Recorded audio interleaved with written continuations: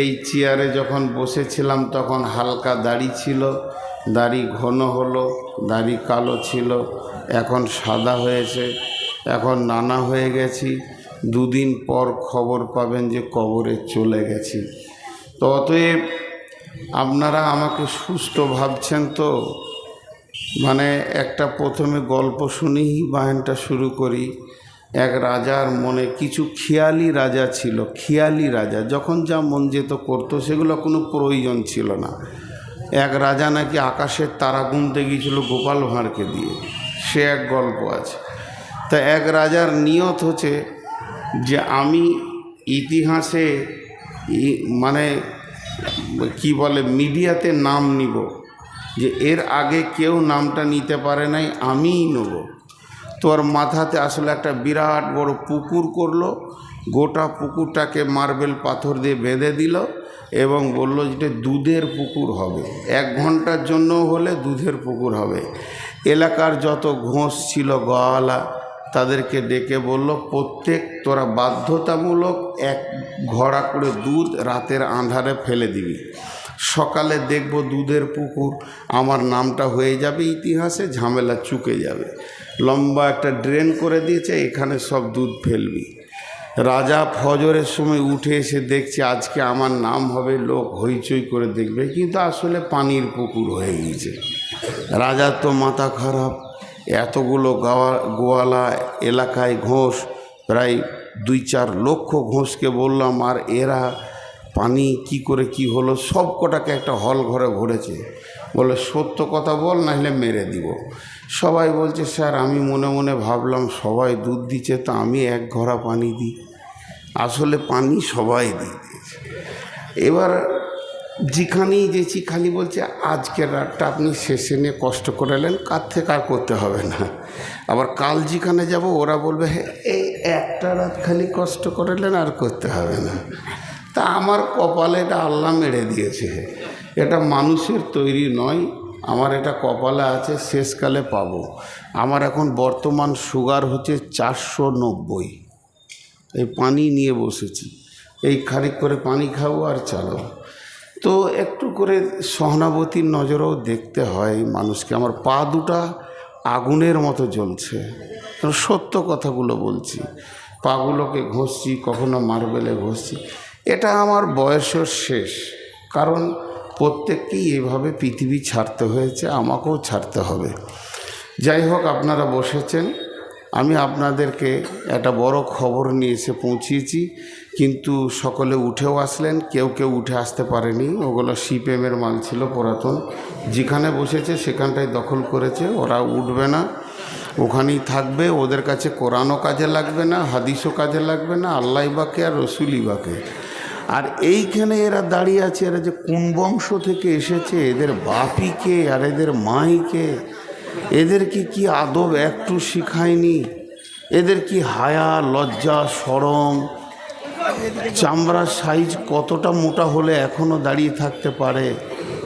আবার চুল রেখেছে দেখছেন, গোটাটা নাড়া করে মাথার উপরে, মনে হচ্ছে 2টো মাথা নিয়ে দাঁড়িয়ে আছে। হ্যাঁ, লজ্জা কর বাপ, খানিকটা লজ্জা কর। চলেন, আমি আজকে সরাসরি চলে যাচ্ছি মেন প্রেক্ষাপটে। কেয়ামত। কেয়ামত সম্পর্কে রাসূলুল্লাহ সাল্লাল্লাহু আলাইহি ওয়াসাল্লামকে অনেক প্রশ্ন করা হয়েছে। সেই দিনটা আসছে কই? আল্লাহ রসুলকে আল্লাহ বললেন তুমি বলে দাও, কুল ইন্নামাল ইলমু ইনদাল্লাহ ওয়া ইন্নামা আনা নাযিরুম মুবিন। সেই দিনের পরিপূর্ণ জ্ঞানটা আল্লাহর কাছে আছে, কবে আসবে, কোন টাইমে আসবে। আমি তোমাদেরকে শুধু ভয় দেখানেওয়ালা, সেই দিনের খবর দেনেওয়ালা। নবী মানে তো সাংবাদিক, নাবা মানে খবর। নিজের পয়সায় কিনা লয়, শ্বশুর ঘর থেকে লুটা মাল, আর বাপের কুপুত্র। কোন জায়গায় যে 100 লিটার বাড়াইতে হয় এটাও জানে না। জি, তো আমি মাত্র তোমাদেরকে ভয় দেখাতে এসেছি। আমি যতগুলো আয়াত করেছি সব এই ধরনের। আল্লাহ তাবারাক ওয়া তাআলা বলছেন, একদিন ক্ষুদ্রতম নেকি বা গুনাহ বহির্প্রকাশ ঘটে যাবে, জাররাতিন খায়রান ইয়ারা ওয়া জাররাতিন শাররান ইয়ারা।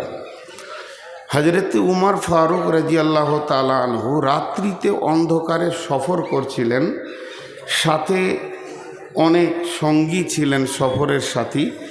তো হজরত উমর হঠাৎ বলে ফেললেন আঁধারের ভিতরে যে কেউ এমন আছো যে আমাকে একটা কোরআনের আয়াত শোনাবে, যে আয়াতটা শুনলে আমার দিলটা আল্লাহর ভয়ে কেঁপে উঠবে, ভাইব্রেশন সৃষ্টি হবে। তো পেছন দিক থেকে সাউন্ডটা আসছে, আঁধারে কে তা নয়। বিসমিল্লাহির রহমানির রহিম।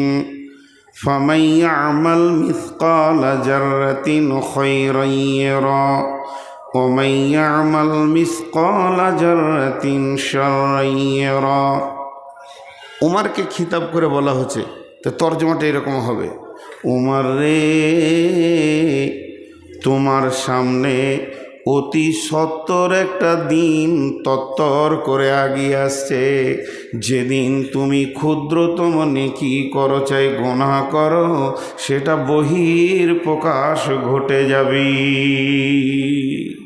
হযরত উমর ডুকরে কাঁদতে লাগলেন, ডুকরে কেঁদে উঠলেন বাচ্চা ছেলের মতো, দিয়ে বললেন আমি অনেক ভয় পেয়ে গেছি, আমি এখন কাঁদছি, তোমরা কেউ আছো আল্লাহর কালাম পাক দিয়ে আমার কান্নাটা বন্ধ করে দিতে পারবে? আল্লাহর কালাম পাক দিয়ে আমার কান্নাটাকে বন্ধ করতে হবে, কেউ আছো? একই কণ্ঠে আবার ভেসে আসছে, বিসমিল্লাহির রহমানির রহিম। লা তাকনাতু মির রাহমাতিল্লাহি। উমর রে, তুমি নিজেকে বঞ্চিত করো না, হতাশা হয়ে যেও না আল্লাহর রহমত থেকে। আল্লাহর রহমত কত বড়, কত ওজন, কত লম্বা, কত চওড়া।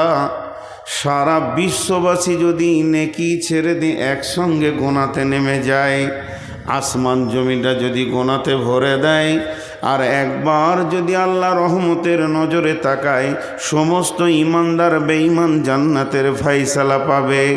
অতএব হে উমর, তুমি আল্লাহর রহমত থেকে নিজেকে বঞ্চিত করিও না। কোরআনে দিয়ে কাঁদলো, কোরআন দিয়ে তার কান্না বন্ধ হলো। তো কিয়ামতের দিনটার ব্যাপারে আমাদের একটা ধারণা একপেশি সৃষ্টি হয়ে আছে, তবে ভালো, খারাপ নয়। সেটা কঠিন দিন, কঠিন দিন, এর থেকে কঠিন দিন আর নাই, এর থেকে কঠিন দিন আর নাই। আল্লাহ বলেছেন ওলা ইউসিকু ওয়াসাকাহু আহাদ, সেই দিনের বন্ধনের মতো আর গ্রেপ্তার তুমি জীবনে দেখনি, এরকম বন্ধন হবে।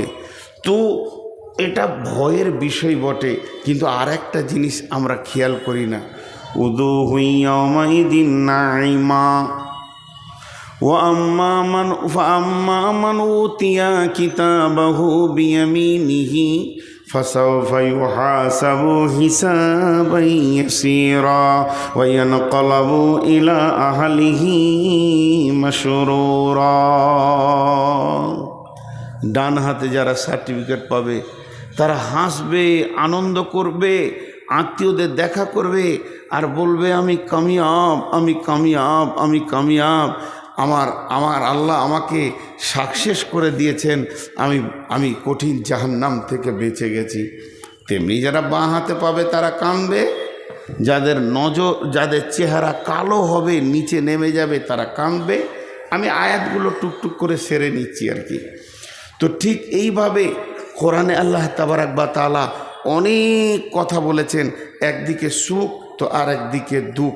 তো কিয়ামতের ময়দানটা যেমন সুসংবাদ বহন করে, তেমনি দুঃসংবাদও বহন করে।